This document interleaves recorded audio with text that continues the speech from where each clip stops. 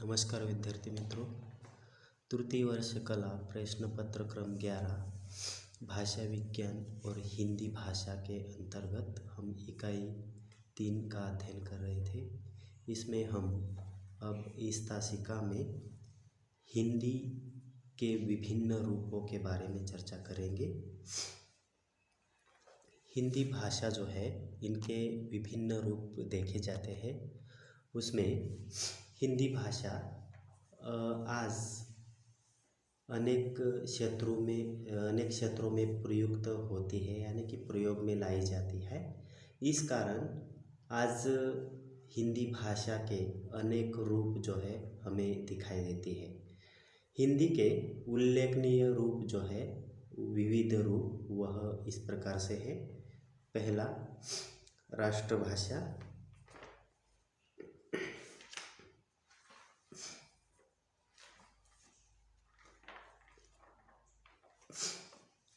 राष्ट्रभाषा राष्ट्र की अस्मिता मानी जाती है। राष्ट्रभाषा के रूप में हिंदी का रूप बहुत अधिक विकसित दिखाई देता है। भारत में अनेक प्रकार की भाषाएं हैं, लेकिन इन भाषाओं का प्रतिनिधित्व करने का कार्य हिंदी भाषा ही करती है। इसमें विभिन्न जातियों भारत में विभिन्न जातियों धर्मों के लोग इस देश में रहते हैं। उनमें एकता निर्माण करने का कार्य हिंदी के आधार पर किया जाता है। भारत में आर्य अनार्य भाषाओं के आधार पर राष्ट्रभाषा का विकास जो है वह हमें दिखाई देता है।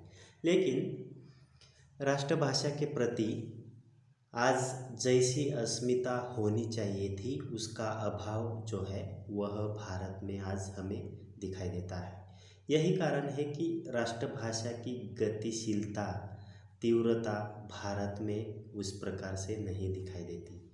इसके अनेक कारण हमें दिखाई देते हैं और इसके संदर्भ में यह भी कहा जा सकता है कि राष्ट्रभाषा की अपेक्षा जो है वह राष्ट्रद्रोह माना जाता है। लेकिन भारत में राष्ट्रभाषा का जैसा रूप दिखाई देना चाहिए वैसा दिखाई नहीं देता। राष्ट्रभाषा राष्ट्र की गतिशील चेतना का प्रतीक होती है, सांस्कृतिक ऊर्जा का प्रतीक होती है। राष्ट्र में भावनात्मक एकता निर्माण करने का कार्य जो है वह राष्ट्रभाषा करती है। किसी भी देश में राष्ट्रभाषा का महत्व जो है वह सबसे अधिक होता है। भारत में स्वाधीनता के पूर्व ही हिंदी ने राष्ट्रीय एकता निर्माण करने में अपनी महत्वपूर्ण भूमिका अदा की है।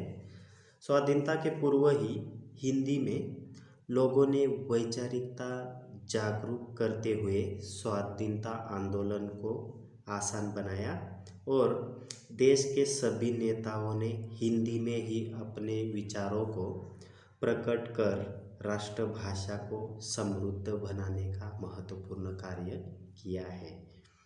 राष्ट्रभाषा राष्ट्र में एकता निर्माण करने के साथ ही राष्ट्र की संस्कृति भी संरक्षित करती है। भारत में दिखाई देने वाली विविधता हिंदी के आधार पर ही विदेशी लोगों को दिखाई देती है, यानी कि यह भाषाओं में एकता जो है वह इसी प्रकार से विदेशी लोगों में दिखाई देती है। इसी कारण संविधान में हिंदी जो है, हिंदी भाषा वह राजभाषा घोषित की है। हिंदी ने राष्ट्रभाषा के रूप में प्रगति तो की है, लेकिन हम देखते हैं कि चीन में चीनी का या जापान में जापानी का जो महत्व है वह भारत में हिंदी का दिखाई नहीं देता। इसका कारण यह है कि राष्ट्रभाषा की ओर हमारा देखने का दृष्टिकोण जो है वह निस्वार्थ होना चाहिए, वह दिखाई नहीं देता और इसी कारण यह भाषा जो है वह इस राष्ट्रभाषा के रूप में उतनी नहीं दिखाई देती। दूसरी बात यह है कि भारत में भाषा की राजनीति खेली जाती है और परिणाम यह होता है कि इस देश में भाषा के आधार पर दंगे हो जाते हैं और इसीलिए इस राष्ट्रभाषा को, हिंदी को राष्ट्रभाषा का दर्जा जो है वह ठीक तरह से प्राप्त नहीं हुआ।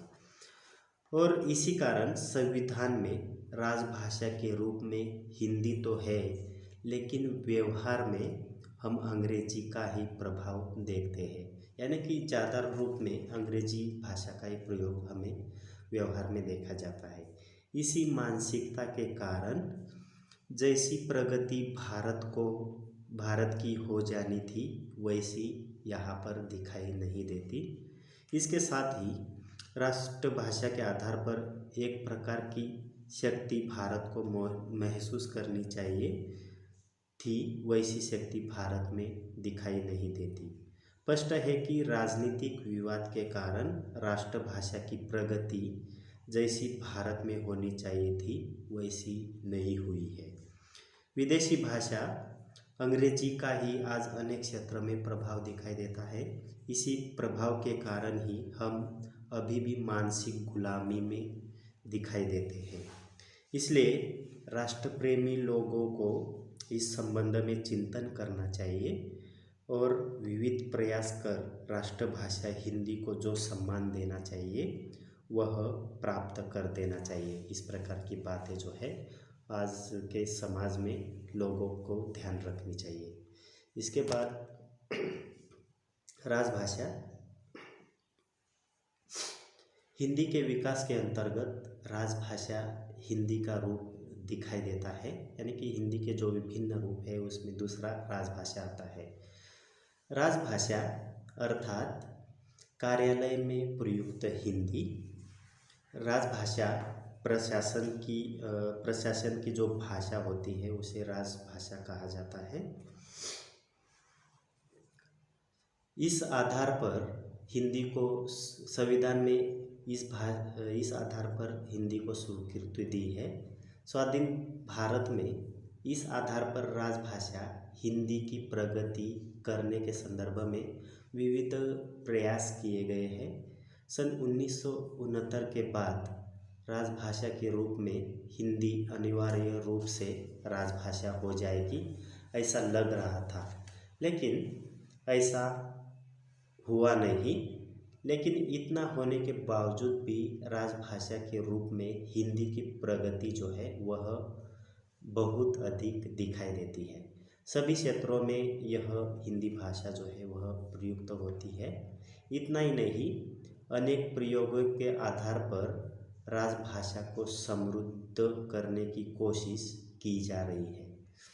हिंदी आज सभी क्षेत्रों में प्रयुक्त होने के कारण राजभाषा के रूप में इसकी विकास की गति भी बहुत अधिक दिखाई देती है। इस समय देश में समय समय पर कई राजभाषाओं द्वारा शासन स्थापित किया गया।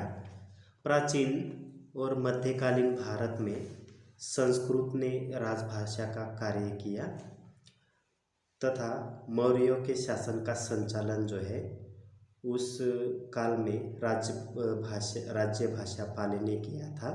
तो मुसलमानों के शासन काल में फारसी राजभाषा के रूप में बनी और अंग्रेजी शासन काल में इस स्थान को अंग्रेजी भाषा ने ग्रहण किया। इस प्रकार से राजभाषा के रूप में अनेक भाषाओं ने अपना कार्य जो है वह ग्रहण किया है। अब उसके उपरांत प्राचीन काल से लेकर अब तक उसके उपरांत भारत जब स्वतंत्र हुआ तो अब स्वतंत्र भारत में राजभाषा का सिंहासन जो है वह हिंदी भाषा को सौंपा गया है। 14 सितंबर 1949 को ईस्वी को संविधान सभा ने सर्वसम्मति से हिंदी को भारत की राजभाषा का दर्जा दिया और इसीलिए 14 सितंबर को प्रत्येक साल संपूर्ण देश में हिंदी दिवस के रूप में मनाया जाता है। वस्तुतः यह जो हिंदी दिवस मनाया जाता है तो यह हिंदी दिवस स्वभाषा चेतना एवं सभी भाषाओं के बीच सद्भावना दिवस के रूप में मनाया जाता है।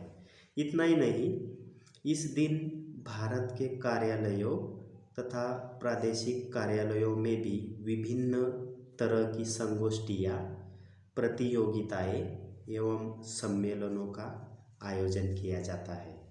इन सभी बातों को देखते हुए कुल मिलाकर यही कहा जा सकता है कि भारत के जन कल्याणकारी गणतंत्र में संपर्क और राजभाषा के रूप में हिंदी का भविष्य जो है वह सुखद और प्रीतिकर है, ऐसा माना जाता है। इस प्रकार से राजभाषा के संदर्भ में कहा जा सकता है। अब इसके उपरांत संपर्क भाषा, हिंदी के विभिन्न रूपों में संपर्क भाषा आती है। अगला तो संपर्क भाषा उसे कहा जाता है जिसे राष्ट्र के एक कोने से दूसरे कोने तक के लोग जो है वह यह भाषा समझ सकते हैं या समझते हैं, जिसके माध्यम से राष्ट्र के किसी भी कोने में जनता जो है वह संपर्क कर सकती है, उसे ही संपर्क भाषा कहा जाता है। हिंदी भाषा इस दृष्टि से अत्यंत प्राचीन काल से ही जन्म भाषा के रूप में दिखाई देती है, जन भाषा के रूप में दिखाई देती है, यानी कि संपर्क भाषा के रूप में। इसे हम हिंदी साहित्य के काल विभाजन के आधार पर अध्ययन कर सकते हैं। इसमें पहला आदिकाल में हिंदी, यानी कि आदिकाल में किस प्रकार से हिंदी प्रयुक्त होती थी, वह डिंगल पिंगल अपभ्रंश, यानी कि उस प्रकार से आदिकाल में हिंदी का प्रयोग होता था। संपर्क भाषा के रूप में आदिकाल में हिंदी का विकास डिंगल और पिंगल के रूप में दिखाई देता है। हिंदी ने अपने पूर्व रूप डिंगल और पिंगल के आधार पर विचार विनिमय किया। आदिकाल के अनेक कवियों ने भी हिंदी के इस पूर्व रूप को संपर्क के रूप में अपनाया था और हिंदी के शुरू के कवि अमीर खुसरो आदि ने भी इसी प्राचीन हिंदी का प्रयोग संपर्क भाषा में किया। उनकी पंक्तियाँ, इसका उदाहरण देखा जा सकता है। रासो ग्रंथों के साथ ही साथ अनेक अपभ्रंश ग्रंथों के रूप में भी संपर्क भाषा के रूप में हिंदी के इस पूर्व रूप का उपयोग हमें वहाँ पर दिखाई देता है। इसके बाद आता है मध्यकाल। मध्यकाल में अवधी और ब्रज भाषा हिंदी के रूप में अपनाई गई और इसमें बहुत सारा साहित्य निर्माण भी होता हुआ दिखाई देता है। मध्यकाल में ब्रज और अवधी संपर्क भाषा के रूप में दिखाई देती है। ब्रज और अवधी के साथ ही साथ मध्यकाल के उत्तर मध्यकाल में ब्रज भाषाएं दिखाई देती है। शिवाजी के समकालीन कवि भूषण ने अनेक पदों का जो निर्माण किया है वह तात्कालीन संपर्क भाषा हिंदी है और उसी के आधार पर उन्होंने अपना साहित्य निर्माण किया। उसके बाद आधुनिक काल। आधुनिक काल में हिंदी जो भाषा है वह खड़ी बोली के रूप में अपनाई गई और उसी के साथ हिंदी भाषा का विकास हुआ। आधुनिक काल में खड़ी बोली ही संपर्क भाषा दिखाई देती है, यानी कि खड़ी बोली के माध्यम से ही ज़्यादातर लोग एक दूसरे से संपर्क का कार्य करते थे।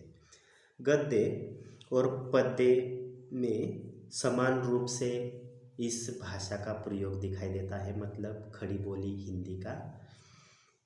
अनेक नेताओं ने स्वाधीनता का आंदोलन चलाया। इसके कारण अखिल भारतीय स्तर पर इसके विविध रूप दिखाई देते हैं। इसी कारण ही हिंदी राजभाषा भी बन गई और राष्ट्रभाषा के रूप में उसका विकास होता हुआ दिखाई देता है। समाचार के माध्यमों, फिल्मों, दूरदर्शन और विविध कार्यक्रमों के आधार पर संपर्क भाषा के रूप में हिंदी भाषा इतनी विकसित हो गई कि केवल राष्ट्र तक सीमित नहीं रही। आज आधुनिक काल में विदेशों में भी संपर्क भाषा के रूप में हिंदी भाषा का प्रयोग किया जाता है। अनेक राष्ट्रों में यह भाषा बोली जाने के कारण हिंदी का अंतर्राष्ट्रीय जो स्वरूप है वह बढ़ता जा रहा है। हिंदी आज अनेक क्षेत्रों में प्रयुक्त होती है। भारत में किसी भी कोने में हिंदी प्रयुक्त होती है। इतना ही नहीं, उसका सहज प्रयोग किया जाता है। पाश्चात्य देशों में भी उनकी भाषाओं के साथ साथ हिंदी भाषा का प्रयोग आज किया जा रहा है। वैश्वीकरण के कारण हिंदी भाषा आज अनेक देशों में प्रयुक्त होती हुई नजर आती है। इसलिए यह स्पष्ट रूप से कहा जा सकता है कि हिंदी का संपर्क भाषा के रूप में विकास बहुत बढ़ता हुआ दिखाई देता है। इस प्रकार से हिंदी के विभिन्न रूपों में राष्ट्रभाषा, राजभाषा और संपर्क भाषाओं को देखा जाता है।